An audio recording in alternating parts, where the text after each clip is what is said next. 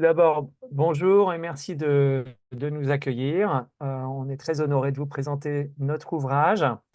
Celui-ci porte sur les relations entre finance et urbanisation. Et dans ce qu'on va vous présenter aujourd'hui, on développe une perspective d'économie politique urbaine qui est intéressée au rapport de pouvoir et aux effets distributifs qui peuvent être à la fois dans l'accès aux ressources urbaines, mais aussi des effets distributifs en termes de capital économique. Et ceci va nous permettre d'éclairer un pan du capitalisme financiarisé. Alors, le débat dans lequel s'inscrit cette contribution, il est à la croisée de plusieurs types de travaux. D'un côté, on a des travaux de la tradition marxienne que l'on mobilise et qui s'intéresse à l'urbanisation du capital, mais ici spécifiquement du capital financier. Et on réfléchit notamment à l'articulation entre la rente foncière et la rente financière. On y reviendra. Pour traiter et actualiser ces travaux, on mobilise une littérature qui est maintenant assez foisonnante sur la financiarisation de la production urbaine. Et puis surtout, on introduit un débat en langue française qui commence à émerger dans la littérature anglophone, à savoir celui de l'essor du capitalisme de gestion d'actifs, et qui est présenté par certains auteurs comme un nouveau régime d'accumulation dans lequel, et c'est la thèse de notre propos, des gérants d'actifs, je vais expliquer, détiennent un pouvoir multiscalaire qui imprime sur les espaces urbains. Alors, pour expliciter cette thèse, ce qu'on essaie de montrer dans notre ouvrage, à partir d'une enquête au long cours dans le seul cas de la France, mais en dialogue quand même avec les études urbaines internationales, ce qu'on montre, c'est que les gérants d'actifs immobiliers articulent d'un côté deux secteurs, celui de la finance, et plus particulièrement les marchés des capitaux, les marchés financiers, et de l'autre, le secteur immobilier. Et puis par ailleurs, ils articulent aussi des échelles, les unes avec les autres, puisqu'ils mobilisent des capitaux qui circulent à une échelle continentale, voire mondiale, qu'ils jouent aussi sur des formes de régulation à l'échelle nationale, et puis bien sûr qu'ils ancrent ces capitaux, même si c'est temporaire, dans des scènes locales, des scènes immobilières, dans lesquelles on retrouve les acteurs habituels de la production urbaine. Alors, ce qu'on va faire dans cette présentation, c'est avancer en 3 points. Premièrement, c'est ce que je vais faire, je vais vous présenter ce secteur de la gestion d'actifs immobiliers, qu'on puisse un peu comprendre à la fois comment il contribue à industrialiser l'extraction de la rente foncière et en même temps analyser ses effets sur les espaces urbains. Puis ensuite, Antoine vous développera les points suivants. Le premier, c'est une réflexion sur la reconfiguration des rapports de pouvoir à l'échelle de l'État central, mais aussi dans des coalitions de croissance locale financiarisées. Et puis, on fera un zoom plus particulier sur le logement, puisque c'est l'objet de ce collectif de recherche.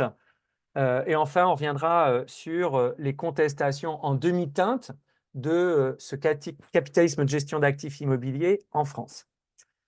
Alors, sans plus attendre, je vous présente comment fonctionne ce secteur d'activité. Donc, premièrement, il faut, et conformément à la thèse du capitalisme de gestion d'actifs, ce qui se passe, c'est qu'on a des sociétés spécialisées, les gérants d'actifs, qui sont au centre du schéma que l'on vous joue, qui centralisent et collectent des capitaux en provenance d'autres agents économiques. Soit directement, ça peut être des ménages, par exemple le 1% les plus fortunés, mais c'est aussi souvent par l'intermédiaire des fameux investisseurs institutionnels, que ce soit les fonds souverains qui collectent les excédents d'épargne des États, des fonds de pension, je crois que vous en avez suffisamment au Canada pour voir de quoi il s'agit, des compagnies d'assurance. Et ces gérants d'actifs eh bien, placent ces capitaux dans la perspective de les rémunérer. Alors plus précisément, Antoine, si tu veux passer sur la diapo suivante, On a, lorsqu'on rentre dans ce microcosme de la gestion d'actifs immobiliers en France, on a 3 types d'acteurs qui ont des traditions historiques, soit qu'elles proviennent de la finance, du secteur de la finance, soit de l'immobilier. Donc, il y a encore quelques investisseurs institutionnels qui continuent d'investir directement une partie de l'épargne qui leur est confiée, à l'image des grandes compagnies d'assurance, comme vous le voyez sur cette diapositive. Mais la thèse et le fonctionnement du capitalisme de gestion d'actifs, c'est que de plus en plus, ces investisseurs institutionnels délèguent les capitaux, d'une part à des sociétés de gestion de fonds. Ce peut être des compagnies d'assurance qui ont développé des filiales spécialisées dans le montage de fonds d'investissement, et en particulier de fonds d'investissement dans l'immobilier. Mais ça peut être aussi des sociétés de promotion immobilière qui créent des fonds pour contribuer à vendre les immeubles qu'ils produisent. Et puis, on a aussi un deuxième type, enfin, sur la droite, les foncières cotées, qui sont des entreprises directement cotées en bourse et qui vont lever des capitaux sur les marchés financiers pour les investir dans l'immobilier. Alors concrètement, c'est un secteur qui industrialise la captation de la rente foncière. Vous avez ces gérants d'actifs qui sont en haut de notre représentation du schéma, qui développent des véhicules d'investissement, donc soit des fonds, alors ils ont tout un tas de noms, d'acronymes que l'on développe dans notre ouvrage et qui sont des acronymes spécifiques au cas français, mais que vous retrouverez évidemment au Canada ou aux États-Unis. Donc des fonds d'un côté, puis de l'autre des sociétés foncières cotées. Ce sont les SIC qui sont aussi en anglais les REITs, Real Estate Investment Trust. Donc ces véhicules collectent des capitaux auprès des clients investisseurs qui viennent prendre des parts, acheter des parts dans ces véhicules d'investissement. Et ces capitaux qui sont levés permettent d'acquérir des titres immobiliers, donc des immeubles, des sociétés qui détiennent des immeubles. Et donc, les gérants d'actifs extraient des loyers, des plus-values à la vente, qui sont transférés aux véhicules d'investissement. Une partie sert à refinancer, à repayer les intérêts des prêts souscrits auprès des établissements bancaires. Une autre partie circule vers les gérants d'actifs pour leur rémunération. Et le reste est renvoyé sous forme de dividendes auprès des clients investisseurs, des actionnaires. Dans certains cas, ces investisseurs, ces actionnaires peuvent aussi spéculer sur la plus-value des titres des véhicules d'investissement. Et c'est comme ça, c'est ce qu'on montre dans notre ouvrage, que finalement se cumule une rente foncière, c'est ce qui circule sur la droite, qui est transférée vers les actionnaires, qui eux-mêmes peuvent capter une rente financière à travers les plus-values de la détention des titres sur les véhicules d'investissement. Donc on a bien là un régime qui cumule des formes de rente et les transfère de manière industrielle. On peut passer à l'autre diapo, Antoine, puisqu'on a un secteur qui qui industrialise le traitement des capitaux et l'extraction de la rente. À l'échelle mondiale, on estime que c'est environ 11 000 milliards de dollars en 2021 qui circulent. En France, on est autour de 365 milliards d'euros. C'est tout à fait considérable et cette valeur a fortement cru dans le temps. Tous les ans, du moins jusqu'à l'année dernière avec la baisse suite à la hausse des taux d'intérêt, on parle d'environ 25 milliards d'euros d'investissement tous les ans. Et c'est une somme considérable. Bon, je ne sais pas si ça vous parle, mais c'est le prix de 70 fois le coût du Stade de France en banlieue parisienne tous les ans. Alors, tous les secteurs ne sont pas concernés par ces investissements. On voit que le logement en France est peu exposé à ce circuit de financement, puisque seuls 2% des biens des logements en France relèvent de ce circuit de financement. Mais par contre, pour les bureaux, par exemple, ça peut représenter à Paris, dans la ville de Paris, 1 mètre carré sur 2, et dans certains quartiers, c'est la quasi-totalité qui est liée à ce circuit de financement, qui est géré par ce circuit des gérants d'actifs immobiliers. Alors, tu peux continuer, Antoine, s'il te plaît. C'est un secteur qui industrialise parce qu'il est très concentré. On trouve au sommet de cette organisation une vingtaine d'entreprises qui dominent le marché de la gestion d'actifs immobiliers. Vous voyez aussi sur cette carte qu'ils sont extrêmement concentrés spatialement. On est dans les quartiers d'affaires de la région parisienne et ils déploient leurs investissements de manière extrêmement sélective. Ce sera mon dernier point. Des effets sociaux qui, donc un tri social et spatial que l'on arrive à documenter en renseignant les investissements effectivement réalisés année après année par ces gérants d'actifs immobiliers. Et ce que l'on montre tout d'abord, c'est une sélectivité en termes de type de produits dans lesquels ils investissent. En France, on l'expliquera tout à l'heure, ou on pourra en parler ensemble, ce qui prédomine depuis une vingtaine d'années sont des investissements dans l'immobilier non résidentiel. Même si Antoine vous expliquera qu'il y a eu une hausse dans le logement récemment, l'immobilier non résidentiel, c'est-à-dire les centres commerciaux, les plateformes logistiques et bien sûr les bureaux. Ces investissements dans l'immobilier principalement non résidentiel sont très sélectifs spatialement. L'essentiel des investissements s'en va dans les métropoles et parmi ces dernières, dans la région parisienne. Au sein des métropoles, là aussi, il y a quelque chose de très sélectif spatialement, puisqu'on observe une polarisation des investissements dans les principales centralités des régions métropolitaines.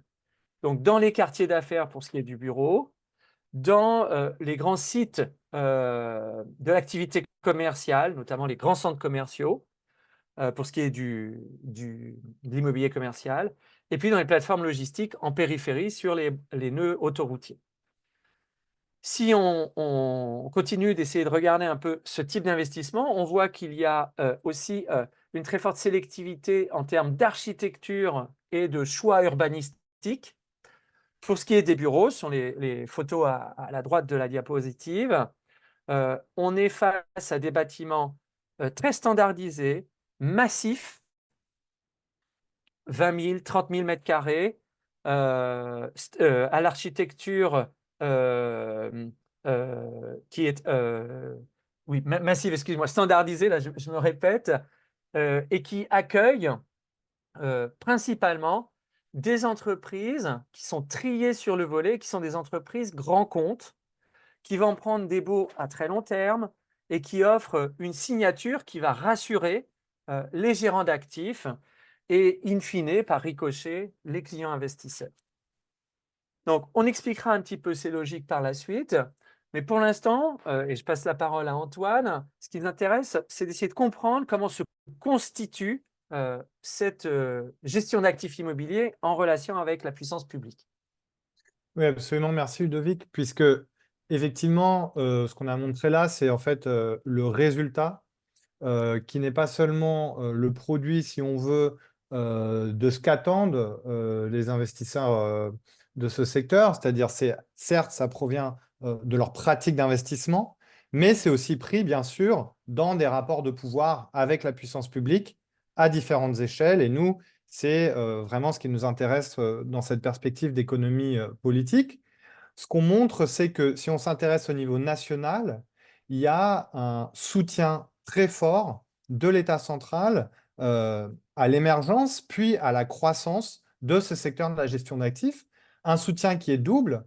À la fois, l'État a mis en place un cadre réglementaire et notamment des nouveaux statuts qui vont drainer, attirer comme ça les capitaux des investisseurs institutionnels et particuliers vers l'immobilier et qui vont le drainer notamment en mobilisant le levier fiscal, donc avec des incitations ou plutôt des exonérations fiscales, notamment des exonérations d'impôts sur les sociétés.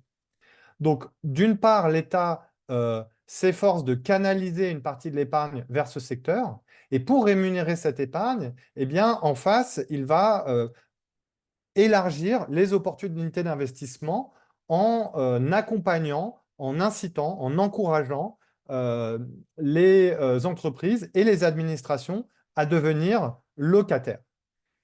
À nouveau, là, ce qui va être mobilisé, c'est des incitations fiscales pour encourager les entreprises à revendre leurs biens à ces gérants et à devenir des locataires, donc à externaliser leur immobilier dont elles étaient traditionnellement propriétaires. Donc ça vient renforcer une doctrine managériale de ce qu'on appelle le recentrement sur le cœur de métier, avec l'idée qu'il ne faut pas bloquer les capitaux dans l'immobilier et donc qui va inciter à travers la fiscalité. Et puis l'État lui-même, en particulier en France, est un grand propriétaire à travers ses administrations publiques centrales, à travers des entreprises nationalisées comme France Télécom, et va donc lui-même en fait avoir une doctrine de passage à la location. Alors, ce soutien en fait de l'État, il répond à différents intérêts qui sont essentiellement des intérêts économiques, financiers, fiscaux, quand on regarde ce qui a motivé ces réformes.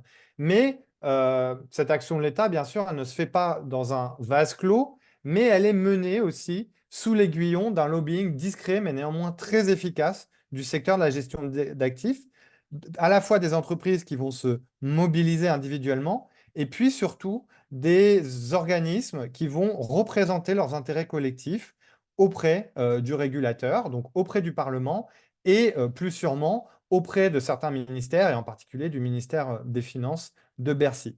Donc ça, on l'explore et on montre que ça a lieu, ce lobbying, dans tout un tas de domaines, que ça soit la mise en place en fait de ces nouveaux instruments comme les SIC et les OPCI, qui ont été vraiment donnés clé en main en fait. En tout cas, c'est ce dont s'enorgueillissent certains lobbyistes et c'est même certains parlementaires qui le reconnaissent et qui d'ailleurs justifie les réformes en les présentant comme d'autant plus légitimes qu'elles sont attendues par ces professionnels. On le voit aussi dans certains domaines, celui de la rénovation énergétique, là, en collaboration avec le politiste Nicolas Mesetti, où on a vu que les gérants d'actifs se sont mobilisés pour cadrer en fait des décrets d'application d'une loi qui visait à réduire la consommation énergétique de leurs bâtiments. Et alors même que ce n'étaient pas les seuls propriétaires concernés, puisque les PME ou d'autres propriétaires publics étaient concernés, les gérants d'actifs sont parvenus à cadrer cette réforme, à la borner, notamment en faisant accepter à l'administration le fait de prendre en compte le retour sur investissement par rapport aux dépenses pour réduire les consommations énergétiques. On le voit aussi dans ce qu'on appelle le logement intermédiaire en France, qui est une forme de logement abordable destiné aux classes moyennes, où là, à nouveau, les gérants d'actifs, et en particulier les foncières cotées que sont les SIC, se sont mobilisés auprès de Bercy pour désamorcer en fait des projets qui les auraient obligés à investir dans le logement. Donc c'est à la fois la capacité de pousser ces intérêts en obtenant des nouvelles mesures, mais à la fois de désamorcer aussi en anticipant d'autres mesures. Ces rapports de pouvoir, ils sont euh, tout autant importants, mais sous des formes différentes quand on passe à l'échelle locale, puisque là, ce qu'on montre, c'est que c'est des relations très indirectes avec les collectivités territoriales qui ont un rôle central en France du fait de la décentralisation des compétences et en particulier dans l'urbanisme, puisque donc les collectivités territoriales, et en particulier les communes, les intercommunalités, ont un pouvoir de réglementation urbaine, mènent également des grands projets d'urbanisme, réalisent des investissements publics importants dans les transports et les espaces publics qui participent de la valorisation de l'immobilier et donc de la capacité de ces gérants à extraire de la rente foncière. Or, au niveau local, ce qu'on voit, c'est que ces relations sont indirectes au sens où elles passent par des intermédiaires immobiliers locaux qui agissent comme des relais des intérêts et des attentes des gérants d'actifs auprès des collectivités territoriales. Ça va être des promoteurs qui sont désormais, pour certains d'entre eux, pour les plus grands, en fait, leur travail consiste à transformer des terrains en bâtiments dont les caractéristiques, la localisation, la taille, va correspondre à en fait, ce qui est perçu par les gérants d'actifs comme des purs titres financiers, des purs produits de placement. C'est aussi des conseils immobiliers qui vont vendre des services à ces gérants d'actifs, par exemple des agents immobiliers, des analystes qui vont produire des études en compulsant comme ça des données sur les marchés immobiliers locaux et qui, ce faisant, en fait, reprennent les catégories des gérants d'actifs, par exemple le loyer prime, et vont populariser, diffuser comme ça ces manières de voir le monde auprès des collectivités territoriales. Ces relations indirectes, elles se nouent sur des scènes qui sont assez peu connues dans la littérature. D'une part, des observatoires régionaux de l'immobilier d'entreprise, où l'on montre qu'en fait, ce ne sont pas des simples endroits où on observe le marché, mais où on prescrit là où le marché doit aller. Prescription à la fois puisque ces conseils, ces analystes qui s'occupent de ces observatoires reprennent les catégories des investisseurs immobiliers avec des effets de miroir grossissant et comme sur la photo dans le cadre de Lyon, rencontre les dirigeants immobiliers locaux régulièrement lors de conférences pour leur faire passer des messages. Ça se passe aussi lors de grands salons immobiliers internationaux, notamment le marché international des professionnels de l'immobilier. Donc là, je vous renvoie à un livre que j'ai publié en 2022 sur la question qui s'appelle Au marché des métropoles et où de nombreuses collectivités, notamment comme Montréal, vont pour exposer leurs grands projets d'urbanisme et espérer en fait attirer les gérants d'actifs en donnant des gages. Et ce qu'on montre, et ce que moi j'ai vu dans mes recherches, c'est que ces collectivités, à force de fréquenter ce marché, ne font pas qu'exposer, mais elles apprennent aussi les attentes, elles s'imprègnent des attentes de ces gérants d'actifs et de leurs critères. Ça a des effets à la fois sur les coalitions de croissance urbaine qui se financiarisent au sens où elles sont tournées vers l'attraction et la fidélisation des gérants d'actifs, et au sens où elles ne regroupent pas tous les acteurs immobiliers impliqués dans l'extraction de la rente foncière, mais ceux en particulier qui sont capables, comme les plus grands promoteurs immobiliers, comme les cabinets locaux qui sont des filiales des grandes multinationales de conseil en immobilier, de mobiliser des ressources en lien avec les critères des gérants d'actifs. Ça transforme aussi des politiques de développement urbain. On pourra y revenir. Un dernier mot sur le logement. Là, euh, on en parle, alors il n'y a pas de chapitre dédié, mais on en parle dans plusieurs chapitres dans le livre. Ce qui apparaît dans le cas français, c'est un cas très spécifique avec des relations contrastées, de très forts investissements des compagnies d'assurance et des sociétés immobilières au XIXe siècle. Donc, ce premier moment où se nouent cette relation très forte entre urbanisation et financiarisation, ça démarre dans le logement. Ensuite, c'est plutôt un désinvestissement massif dans les années 90 et un report dans l'immobilier non résidentiel, comme l'a expliqué Ludovic, en lien avec le développement justement de la gestion d'actifs immobiliers et le recours à des formes d'investissement de plus en plus indirectes, et un retour assez timide dans les années 2010. Retour assez timide, puisque quand on regarde les volumes, on a eu un passage pré-2017 à 1 milliard d'euros, à un niveau de 4 milliards d'euros chaque année, et puis à 7 milliards d'euros en 2021. Retour spécifique et financiarisation à la française, entre guillemets, puisque ces volumes restent limités quand on compare par rapport aux autres types d'immobilier dans lesquels investissent ces gérants d'actifs, ou alors quand on remet en perspective la part très limitée de ces gérants d'actifs dans le total des investissements de l'immobilier, et forme très spécifique par rapport à d'autres trajectoires.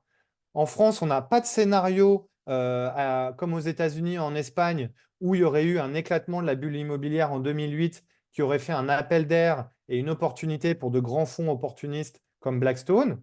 Mais on n'a pas non plus un scénario à l'allemande où il y a eu une vente massive du patrimoine des logements publics dans les années 90. On a un cas très spécifique aussi, enfin, du fait de la puissance publique, puisque si on voit qu'il y a une financiarisation du logement, on voit aussi que se joue à travers cette financiarisation du logement une financiarisation de l'État, en tout cas d'un bout de l'État, puisqu'il y a une filiale de la Caisse des dépôts et consignations, Ampère Gestion, sur laquelle a notamment co-signé un article, Thibault, pardon, Lecor a co-signé un article.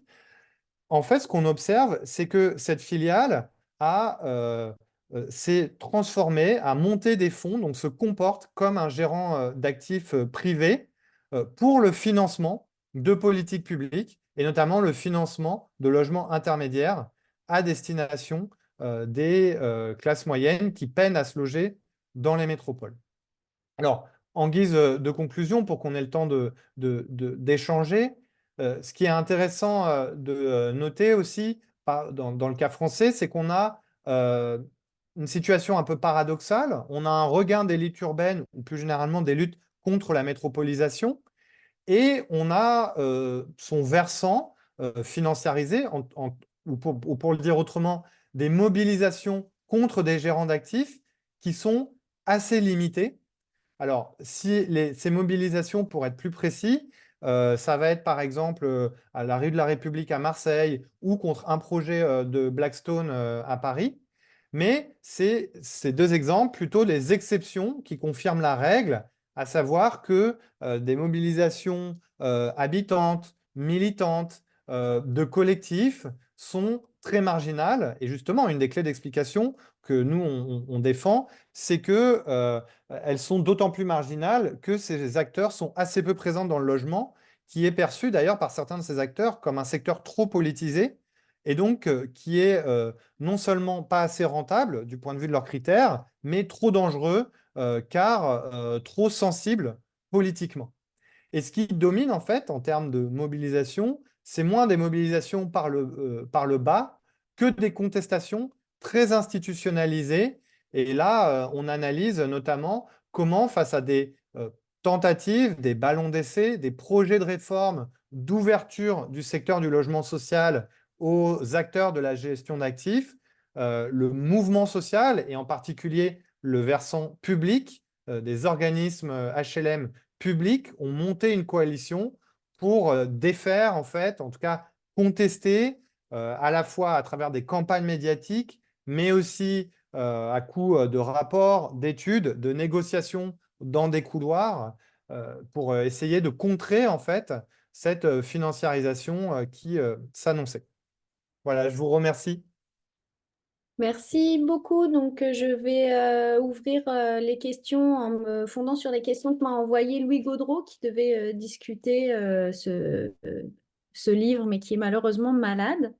Et je vais commencer en posant une question. S'il y a des questions dans la salle, n'hésitez pas du tout. La première question assez large que pose Louis à la suite de la lecture de votre ouvrage, c'est que la financiarisation de l'immobilier est un processus de plus en plus discuté et dénoncé. Cependant, au Québec, pour les groupes militants et communautaires qui font partie de notre collectif, elle peine à devenir un véritable objet de lutte. Et c'est un peu ce sur ça que tu concluais, Antoine, car elle en change les repères et les adversaires traditionnels. Donc, vous semblez observer les mêmes difficultés en France.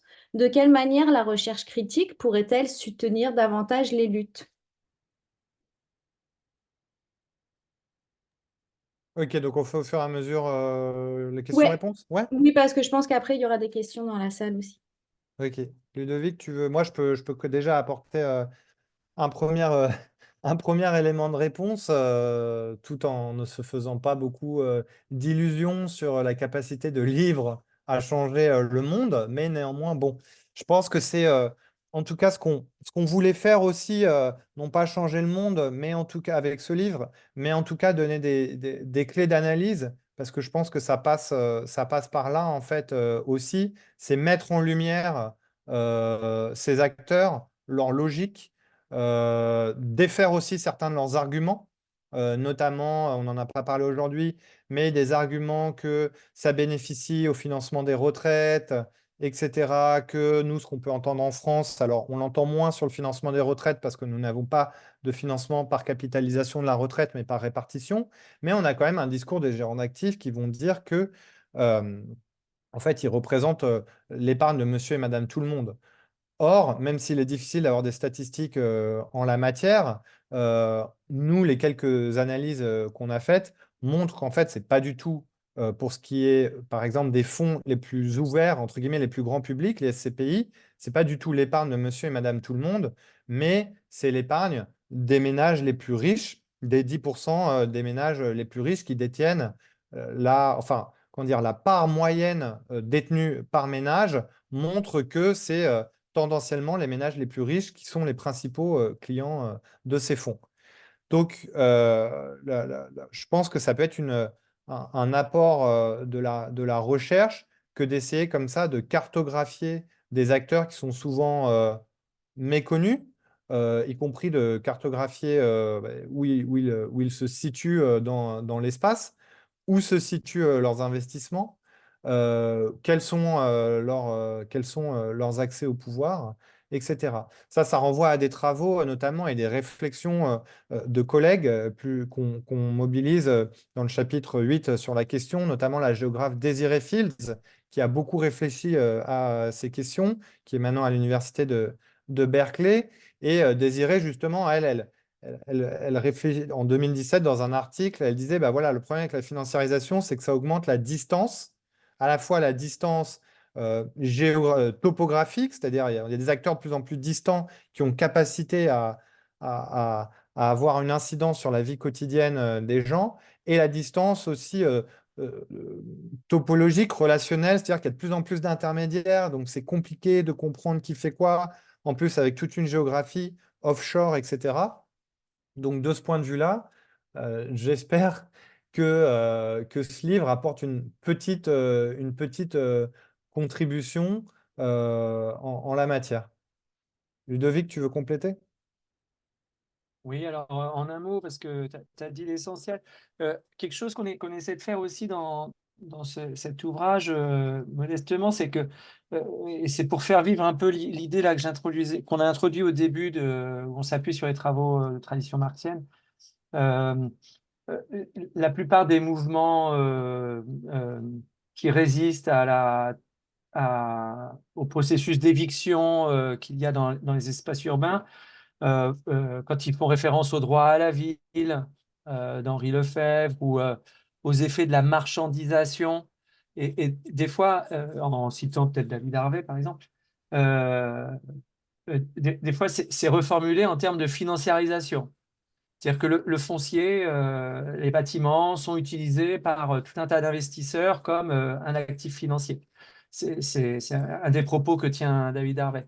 Et nous, on essaie de le prendre vraiment au mot, cette idée de financiarisation. C'est que c'est pas simplement des immeubles qui sont traités comme des actifs financiers. C'est que là, ce qu'on essaie de montrer, c'est qu'à travers ce circuit de financement, cette infrastructure financière, euh, les immeubles sont effectivement devenus des actifs financiers. Ils sont cotés, ils sont vendus comme tels. Et en apportant cet éclairage-là, ça permet de penser qui sont les acteurs et auprès de qui il faut porter la contestation, peut-être, en allant directement à travers ces intermédiaires, puisque je m'imagine, on peut faire l'hypothèse qu'on ne fait pas pression sur ce type de groupe. On ne l'a pas cité, mais peut-être parce qu'il est moins présent en France, mais Blackstone, par exemple, c'est pas la même chose d'aller contester Blackstone, évidemment, que de euh, discuter les effets de la gentrification par des ménages qui viennent acheter un logement ponctuellement, quoi. Donc, c'est ça, je crois, qu'on essaie d'apporter. C'est donc une définition de la financiarisation qui est peut-être plus étroite, donc, qui relève de l'action des marchés financiers, à proprement parler. Et ça, peut-être, ça peut contribuer à équiper la lutte euh, euh, en précisant ses adversaires, en préparant un peu, là on n'en parle pas dans le bouquin, mais en France, on a parmi les investisseurs qui sont présents, on a Ivanhoé Cambridge, qui est la filiale de la Caisse des dépôts et placements du Québec. On a le Canada Pension Plan Investment Board, là, le CPPIB, qui est présent. Et évidemment, du coup, on peut penser qu'il y a des moyens de pression qui vont être à la fois à travers les politiques urbaines, mais aussi le- sur ces acteurs pardon, des régimes de retraite, où là, il peut y avoir des formes de vigilance qui s'exercent, où sont placés ces capitaux des futures retraites, quoi. Voilà. Ouais, une chose que je voulais juste ajouter aussi, c'est que, alors, je ne sais pas ce qu'il en est au Québec, mais euh, peut-être aussi cette critique, ça permet aussi de, à la fois d'aider de mieux ou la faire porter, au sens où le risque parfois, c'est de dire, euh, oui, il y a une financiarisation du logement en France, etc. Et donc ces acteurs disent, bah non, regardez, on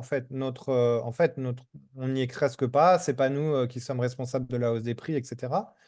Et ce qu'on s'évertue de faire, ce qu'on essaye en tout cas de faire dans le livre, c'est que montrer que c'est pas parce que leur place est modérée, on va dire, dans le logement par rapport à d'autres situations, qu'ils n'ont pas des effets structurants par ailleurs sur l'urbanisme et donc sur la vie quotidienne ou sur les richesses, etc., etc. Donc c'est un peu aussi peut-être une invitation, même si elle n'est pas formulée comme ça, mais à élargir en fait le domaine de la critique et à desserrer en fait le focus sur le logement pour considérer en fait que ça peut avoir des effets par d'autres biais en fait.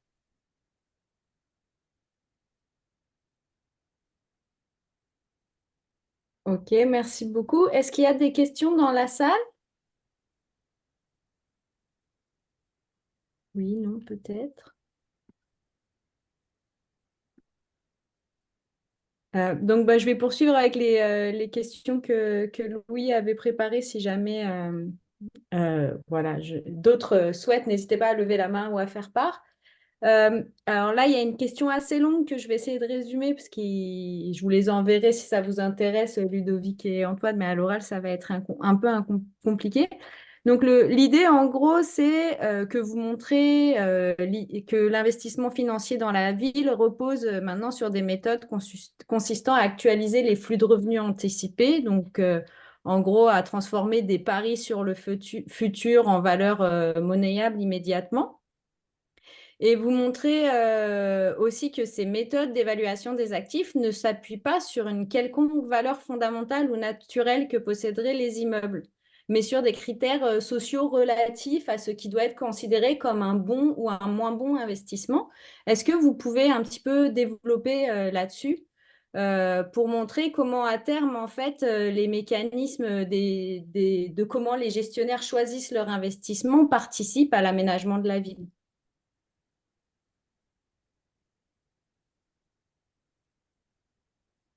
Je te laisse commencer Ludovic, peut-être et je compléterai. D'accord. Oui, alors, donc, parmi les enquêtes qu'on a menées, parce que c'est un travail qui, en fait, c'est plus d'une dizaine d'années de recherche, on a notamment essayé de réaliser une sociologie de ces professionnels. Alors, pas avec une entrée ethnographique, il faut en convenir, mais on a essayé quand même de euh, comprendre les manières dont ils attribuent la valeur. Et par ailleurs, on s'est appuyé sur d'autres travaux, notamment des collègues comme Marine Duros, sociologue. On a essayé de réfléchir à la manière dont la valeur des immeubles, et puis ensuite, in fine, des actions, hein, des titres, des véhicules d'investissement, est déterminée. Et ce que l'on essaie de montrer, c'est comment ces professionnels, qui sont peu nombreux, euh, euh, développent un ensemble de calculs, premièrement, donc notamment autour de deux formes de calcul de la valeur, qui est d'un côté le taux de capitalisation et de l'autre la valeur actualisée nette, qui est une manière de prendre en compte les flux de revenus futurs sur 5 ans, sur 8 ans, qu'ils soient locatifs ou qu'ils soient les plus-values escomptées, et de leur appliquer un taux d'actualisation qui permet d'en fixer la valeur aujourd'hui. Donc, cette méthode fournit donc un moyen d'estimer la valeur des biens, donc à travers des techniques de calcul. Et par ailleurs, ce qu'on montre, c'est que la définition de ces valeurs fait l'objet de nombreux récits et d'hypothèses sur le futur. ces hypothèses, on a montré qu'elles étaient définies collectivement, que l'on pouvait trouver dans ce monde professionnel un ensemble de conventions sur ce qui est un bon investissement. Et donc, en fonction de ces conventions, est estimée la valeur. Je vais donner un exemple, et vous comprendrez mieux, par exemple, le tropisme métropolitain, c'est-à-dire la concentration des investissements dans les métropoles, et en particulier dans celle de Paris. C'est qu'il est considéré par ces professionnels, les gérants d'actifs, qu'en plaçant des capitaux dans des métropoles qui ont des marchés de grande taille, dans lesquels il y a des entreprises locataires ou des ménages locataires qui sont à la fois nombreux et très diversifiés, eh bien, on réduit le risque que l'on prend en investissant dans un immeuble. Donc, il y a en fait une logique qui est celle d'essayer de garantir le risque et le rendement que l'on promet aux clients investisseurs, aux actionnaires, et que de là, on applique une espèce de grille qui va faire que chacune des dimensions d'un immeuble, sa localisation, son locataire, son architecture, le type de segment dans lequel on est, bureau plutôt que locaux d'activité, etc., ou que le résidentiel, est passé à la RAP, à cette grille qui est définie collectivement. Alors, ça ne veut pas dire qu'il n'y a pas une prise en compte des évolutions de la demande, de la démographie de ces villes. Mais ce que l'on montre, c'est que la valeur est définie par ce groupe à travers la manière dont il l'interprète. Et ça se traduit, par exemple, pour que vous le compreniez tout de suite, par tant qu'il y a un accord sur le fait que les bureaux, c'est ce qui est le moins risqué, eh bien, on a des investissements qui continuent d'arriver massivement, en dépit d'un taux de vacances qui est particulièrement élevé. Donc, dans les années 2010, l'immobilier de bureau reçoit beaucoup d'investissements. Dans les années 2015, à partir de là, il y a eu tellement d'investissements qu'il y a beaucoup de bureaux qui sont vides. Mais les gérants d'actifs continuent à concentrer leurs capitaux parce qu'ils n'ont pas encore réévalué leur manière d'appréhender ces espaces-là. La vacance notamment. Une vacance, ça se traduit par le fait qu'il propose des abattements aux locataires jusqu'à une valeur de 30% du montant du loyer. Donc, parce que sinon, on n'arrive pas à faire venir les entreprises. Et puis, donc voilà, il y a quelque chose qui fait que on parle d'un réordonnancement financier des espaces urbains que ces gérants d'actifs appliquent aux villes, aux usagers, aux immeubles, aux terrains. Alors, je vais peut-être en rester là. Ouais, je vais J'ai- faire le lien parce qu'il y a une Vas-y. question, si je peux, Violaine, il y a une question en fait qui fait écho sur comment qui a été écrite là, de comment l'industrie de la gestion d'actifs Ah, d'accord. négocie les conversations et les modalités entourant l'intégration des critères ESG, donc environnement, social, gouvernance, dans les décisions d'investissement et dans la reddition de comptes. Donc ça fait le lien. Effectivement, Vas-y. dans le chapitre 4, en fait, on- à la suite de ce qu'a expliqué Ludovic, on revient sur le fait que au tournant des années, à la fin des années 2000, début des années 2010, ces gérants d'actifs, sous la pression réglementaire, hein, c'est pas de leur fait en fait, c'est parce que il y avait une évolution du cadre réglementaire avec concrètement des obligations réglementaires d'avoir des bâtiments avec une certaine consommation énergétique, ont commencé et aussi parce que ça permettait de faire un relais de croissance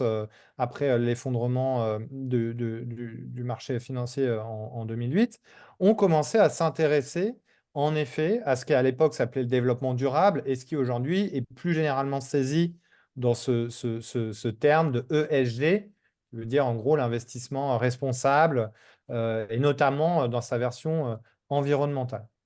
Et ce qu'on montre, c'est que, alors il y a une partie, je l'ai évoqué, pour s'assurer que ça allait dans leur sens, en fait, Ils se sont mobilisés collectivement. Et puis, on s'est intéressé aussi à comment littéralement ce développement durable a été pris en compte, y compris dans les techniques de calcul, par les gérants d'actifs et pris en compte dans leurs organisations. Et de ce point de vue-là, voilà, ce qui était assez clair, c'est qu'il n'y a pas du tout eu d'aggiornamento, hein. Il y a pas on nous promettait dans certains entretiens la fin de la financiarisation à outrance, etc. Et ce qu'on montre, c'est que au contraire, l'enjeu pour ces gérants d'actifs, ça a été de chercher une valeur verte, c'est-à-dire de voir comment l'achat de bâtiments censés être verts, donc c'est-à-dire eux, généralement, ils ont pris en compte le fait qu'il y ait un label, donc HQE en France, mais aussi généralement, ils recherchent des labels internationaux comme BREEAM, que vous connaissez peut-être mieux, ou LEED. Et donc, et comment la présence de ces labels se traduit par une survaleur, c'est-à-dire est-ce que l'immobilier vert rapporte plus ou au contraire, en tout cas, est-ce qu'il permet de maintenir la valeur alors que l'immobilier pas vert se dégraderait du fait des nouvelles réglementations? Et donc, en fait, ils vont chercher jusqu'à modéliser dans les calculs qu'a évoqué Ludovic cette valeur verte en faisant à nouveau des hypothèses, en se disant, bon, ben voilà, si c'est un immeuble qui a des labels verts, peut-être qu'il va être plus attractif pour des locataires, par exemple pour une multinationale qui voudrait montrer dans son rapport d'activité qu'elle a une politique vertueuse, y compris dans sa stratégie immobilière. Et donc, comme ça, dans leur formule, ils vont chercher à voir si le vert est moins risqué et ou peut rapporter plus. Et en fait, je dis eux, mais c'est aussi plus généralement toute l'industrie qui, comme les analystes, qui en fait moulinent des études, des chiffres, etc., à la quête de cette valeur verte, qui, il faut bien le constater, n'est pas vraiment avérée. Ils sont toujours un peu à la quête de cette valeur verte, puisque cette survaleur verte, en fait, n'est pas vraiment empiriquement observée. Mais ce n'est pas pour autant que ce n'est pas important. À la fois parce qu'en termes de discours, ça leur permet de se relégitimer par rapport à la puissance publique, aux citoyens, mais aussi à leurs clients investisseurs, puisque les fonds de pension derrière eux aussi vont demander à avoir des garanties par rapport à ça.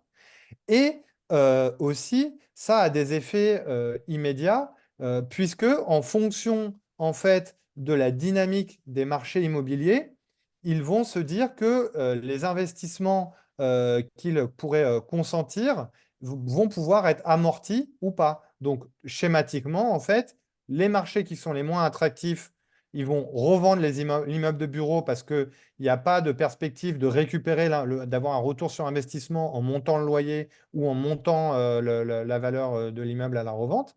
Et dans les marchés les plus dynamiques, comme l'Île-de-France, là, ils vont avoir tendance à investir pour verdir leur patrimoine.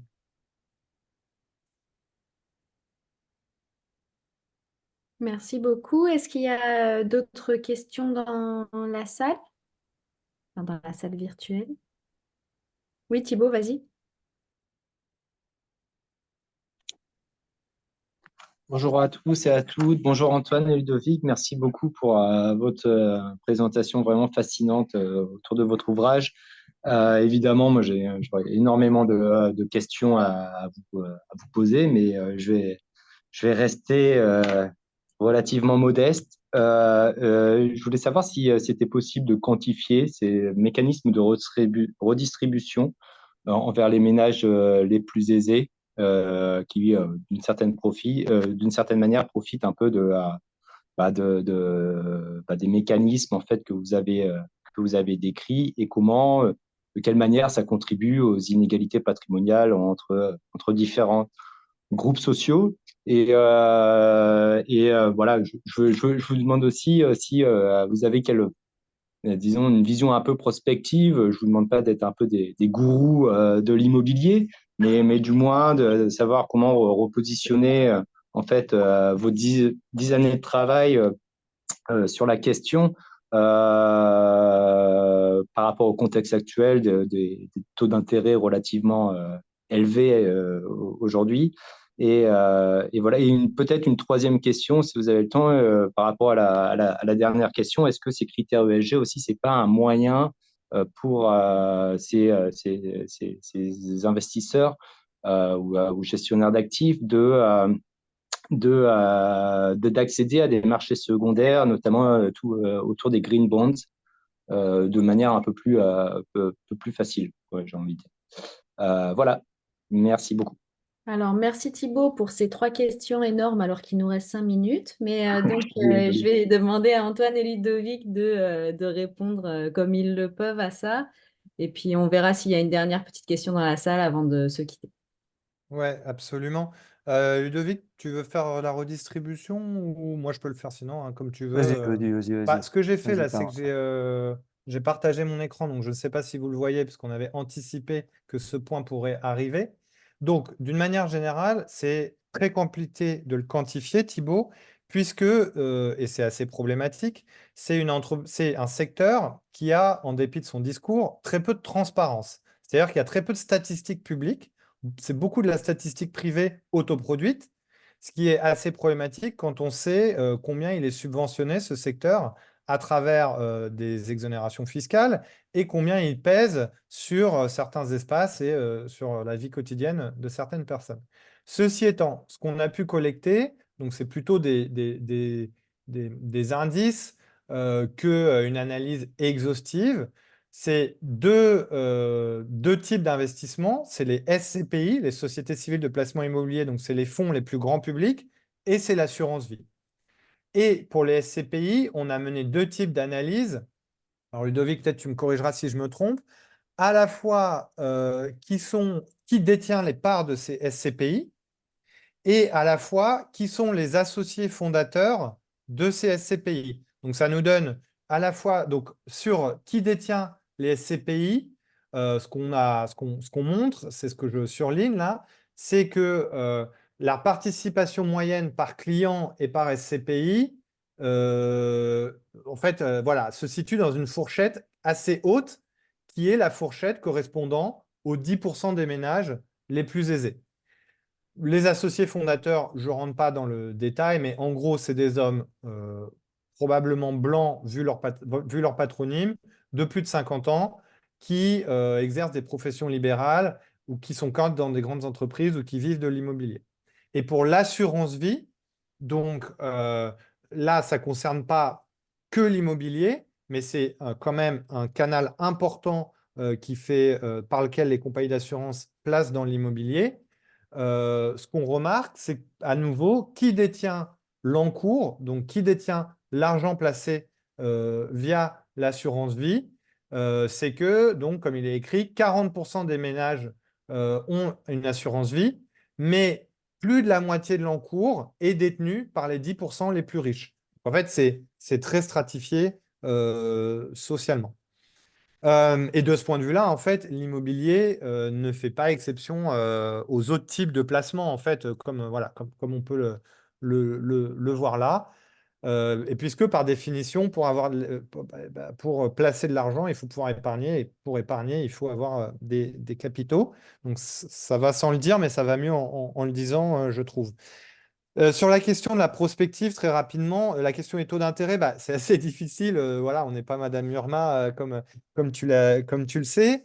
Ce qui est sûr, c'est qu'il y a une remontée forte des taux d'intérêt qui a entraîné un effondrement des taux d'investissement.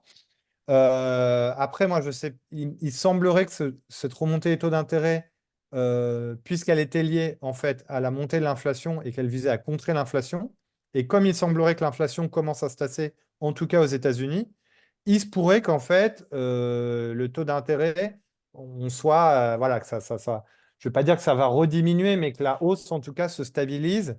Donc, donc bon, faut mener de nouvelles recherches. Ludovic, je te laisse compléter peut-être?